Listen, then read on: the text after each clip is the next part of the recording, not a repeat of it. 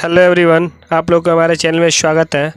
अगर जो आप हमारे चैनल में नया हो तो प्लीज़ चैनल को लाइक और सब्सक्राइब कर दीजिएगा और बेल आइकन को क्लिक कर दीजिएगा ताकि मैं कोई भी वीडियो अपलोड करूं तो नोटिफिकेशन सबसे पहले आप लोग के पास जाए।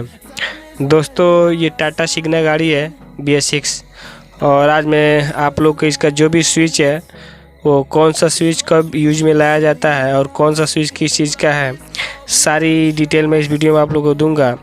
क्योंकि कभी कभी क्या होता है, कुछ मैकेनिक भाइयों को या इलेक्ट्रीशियन भाइयों को या ड्राइवर भाइयों को स्विच के बारे में पता नहीं रहता है कि कौन सा स्विच कब यूज में लाना चाहिए या कौन सा स्विच किस चीज़ के लिए दिया गया है, ये सब पता नहीं रहता है।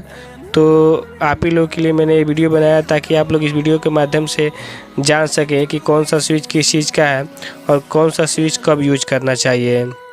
तो सारी चीज़ें मैं इस वीडियो में आप लोग को बताऊँगा। तो सबसे पहले हम ऊपर से स्टार्ट करेंगे और आप लोग देख सकते हैं कि सबसे ऊपर में हमारा कौन सा स्विच दिया हुआ है। ये हमारा 4 इंडिकेटर स्विच है जिसे हम हज़ार स्विच बोलते हैं। ये हमारा 4 इंडिकेटर जलाने के लिए स्विच दिया गया है।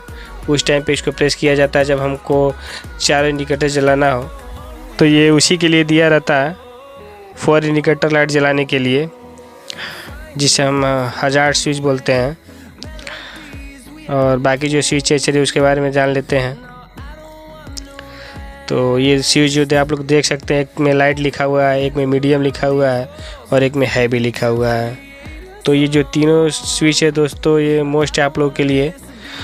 तो जो हैवी स्विच है दोस्तों, जब आपकी गाड़ी लोड हो और चढ़ाई पे चढ़ रही हो और इंजन पे ज़्यादा दबाव है, उस कंडीशन में इस बटन को प्रेस किया जाता है। जब आपकी गाड़ी पूरी भरी हुई हो और ऊंचाई पे चढ़ रही हो और आपके इंजन पे ज़्यादा लोड हो, उस कंडीशन में हैवी वाले बटन को प्रेस किया जाता है।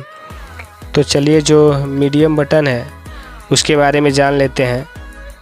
तो जो मीडियम बटन है दोस्तों, जब आपकी गाड़ी आधा लोड हो और कम चढ़ाई में हो, उस कंडीशन में इस बटन का चयन किया जाता है, यानी इस बटन को प्रेस किया जाता है।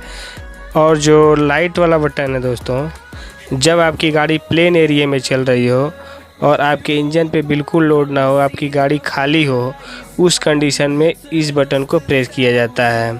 अगर जो आप इन तीनों बटनों को अच्छी तरीके से यूज करोगे तो जो आपका गाड़ी का एवरेज है वो अच्छा रहेगा। तो आप लोग देख सकते हैं जो इसका डायग्राम बनाया हुआ है, हैवी में गाड़ी पूरी भरी हुई है, मीडियम में आधा भरी हुई है और लाइट में खाली है। तो इस तरीके से भी आप लोग समझ सकते हैं। और ये वाला जो बटन है दोस्तों, हमारा इंजन कंट्रोल का है। अगर जो आपकी गाड़ी कहीं ऊंचाई से नीचे की तरफ आ रही है, उस कंडीशन में इस बटन का चयन किया जाता है। बाकी जो स्विच है उनके बारे में जान लेते हैं। और ये वाला जो स्विच है दोस्तों, हमारा इंजन लैंप का है और इसमें जो डायग्राम बनाया हुआ है, शायद उसे देखकर आप लोग को लग रहा हो कि जो हमारा चेक लाइट का सिग्नल देता है उसी का होगा, बट उसका नहीं है ये। और उसके साइड में आप लोग देख सकते हैं कि एक लाइट का भी सिंबल बनाया हुआ है। तो ये जो लाइट है, हमारा इंजन के पास एक बल्ब लगा होता है और कभी हमें इंजन में काम करना पड़े और वहाँ पे रोशनी ना रहे, उस कंडीशन में इस बटन को प्रेस किया जाता है ताकि वहाँ का लाइट जल सके और आप लोग आसानी से काम कर सकें। और जो सबसे मोस्ट स्विच है दोस्तों, ये वाला स्विच आप लोग देख सकते हैं। और इस स्विच के बारे में जो भी मैकेनिक भाई है, इलेक्ट्रीशियन भाई है या ड्राइवर हैं, सबको जानना चाहिए कि ये स्विच क्यों दिया हुआ है। तो आप लोग देख सकते हैं जो इसमें सिंबल बनाया हुआ है, गाड़ी ऊंचाई पे चढ़ रही है। तो ये स्विच इसलिए दिया रहता है दोस्तों कि अगर जो आपकी गाड़ी कहीं ऊंचाई पे चढ़ रही है और आप ब्रेक मारते हैं और ब्रेक मार के जैसे ही एक्सीलरेटर दबाना चाहते हैं तो जो आपकी गाड़ी है वो पीछे की तरफ ढुलकने लगती है। उस कंडीशन में इस बटन को दबाया जाता है। जब आप इस बटन को दबा के रखेंगे तो आपके गाड़ी में 3 से 5 सेकंड तक ब्रेक लगा रहेगा, यानी आपकी जो गाड़ी है वो पीछे की तरफ नहीं ढलकेगी और आप आसानी से एक्सीलरेटर दबा के गाड़ी को ऊपर ले जा सकते हैं, यानी आपकी गाड़ी को पीछे नहीं आने देगी अगर जो आप इस बटन को प्रेस करते हैं तो 3 से 5 सेकंड तक। और उतने टाइम में आप लोग आसानी से ब्रेक पे से पैर हटा के एक्सीलरेटर दबा के और गाड़ी को ऊपर ले जा सकते हैं। और ये जो स्विच है दोस्तों, ये बैक लाइट के लिए होता है, फॉग लैंप के लिए। तो टाटा VS6 गाड़ियों में फॉग लैंप नहीं लगा रहता है, उसका वायरिंग किया हुआ रहता है वहाँ पे पीछे की तरफ। और आप लोग चाहे तो वहाँ पे फॉग लैंप लगा के और इस स्विच का यूज कर सकते हैं। तो ये उसी के लिए दिया रहता है। आप लोग देख सकते हैं इस पर सिंबल भी बनाया हुआ है लाइट का। बाकी ये जो 3 स्विच है दोस्तों, आप लोग देख सकते हैं इस पर कैप लगा हुआ है। तो आप लोग को जानना चाहिए कि आखिर इस पर कैप क्यों लगा हुआ है, बाकी स्विचों पे कैप नहीं लगा हुआ है, तो आखिर इसमें कैप क्यों लगा हुआ है। तो चलिए मैं बताता हूँ आप लोग कि इस पर कैप क्यों लगा हुआ है। तो कभी कभी क्या होता है दोस्तों कि हम कपड़ा से साफ़ ऑफ करते हैं डैशबोर्ड को, तो उस कंडीशन में बटन जो है जो प्रेस हो जाता है, तो इसलिए ये कवरिंग किया हुआ है ताकि ये प्रेस ना हो। क्योंकि इन बटनों को प्रेस नहीं किया जाता है, इनको उसी टाइम पर प्रेस किया जाता है जब इनकी ज़रूरत होती है। तो इसलिए इन बटनों पे कवरिंग किया हुआ है ताकि गलती से हाथ से लग के ये दब ना जाए। तो चलिए इन स्विचों के बारे में जान लेते हैं। तो ये जो स्विच है दोस्तों हमारा रीजनरेशन स्विच है, और इस स्विच की आवश्यकता तब पड़ती है दोस्तों जब हमारे DPF का सूट लेवल बढ़ जाता है। उस कंडीशन में रीजनरेशन करवाने के लिए इस बटन को प्रेस किया जाता है। जब हम गाड़ी को स्टार्ट करते हैं और जो हमारे गाड़ी से धुआं निकलता है वो साइलेंसर में जाता है। जब साइलेंसर में जाता है तो जो हमारा साइलेंसर वो 4 पार्ट्स में होता है टाटा VS6 का। पहले DOC होता है, फिर DPF होता है, फिर मिक्सर होता है, फिर ACR होता है। तो जो हमारा धुआं है वो सबसे पहले वो DOC में जाता है और DOC से फिर DPF में जाता है। DPF क्या करता है, उस धुएं को फ़िल्टर करता है और फ़िल्टर करके मिक्सर में भेज देता है, और जो उस धुएं में कार्बन होता है उसको अपने पास स्टॉक कर लेता है, और धीरे धीरे जो कार्बन है वो ज़्यादा मात्रा में इकट्ठा हो जाते हैं जिसे हम सूट कहते हैं। और एक टाइम ऐसा आता है कि सूट लेवल इतना ज़्यादा हो जाता है कि जो हमारी गाड़ी का पिकअप है वो कम हो जाता है और हमारी गाड़ी का जो RPM है वो 10 के ऊपर नहीं जाता है। उस कंडीशन में इस स्विच का चयन करके रीजनरेशन करवाया जाता है।